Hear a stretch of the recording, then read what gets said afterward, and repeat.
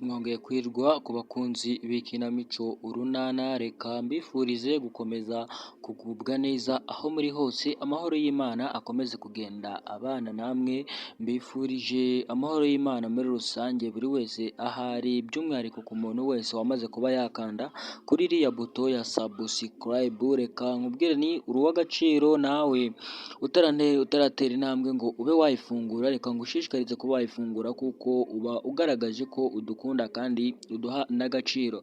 Reka ngo nkubwire ngo kuri iyi saha rero tuje kuba twabazanira inkuru nziza cyane ku bintu byinshi mwagiye mudusaba, by'umwihariko kuri bariya bakunzi banyu harimo Chris ndetse na Agnes. Reka nkubwire ngo Chris yabashije kuba yatera intambwe yemera kuba yabana na Agnes, gahunda y'ubukwe irimo gutegurwa, by'umwihariko ni ibintu bya nyabyo byaje kuba byagaragara, dore ko bamaze kuba bava no mu isoko kuba bagura imyenda y'ubukwe kugira ngo babone uko bategura ubukwe bwabo muri rusange.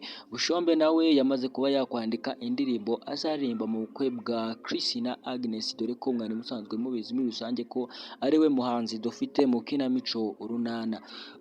Reka nkwifurize gukomeza kugubwa neza rero wowe tugiye kubana muri iki kiganiro kuva gitangiye kugeza gisoje. Reka nkubwire nti ngo uri uw'agaciro ndetse uri n'umuntu w'umugabo we wamaze kuba watera n'intambwe ugafungura ibuto ya subscribe kugira ngo tujye tubana umunsi ku munsi. Reka nkwibutse ko uba ugomba kuva hano ari uko ugiye muri comment ugashiramo izina ry'umuntu ukunda, ukamushyiramo udutima twinshi cyane, byaba ngombwa ukanamukandira like kugira ngo tujye tumenya icyo turi buze kuba twabahereza kiri buze kuba cyabashimisha.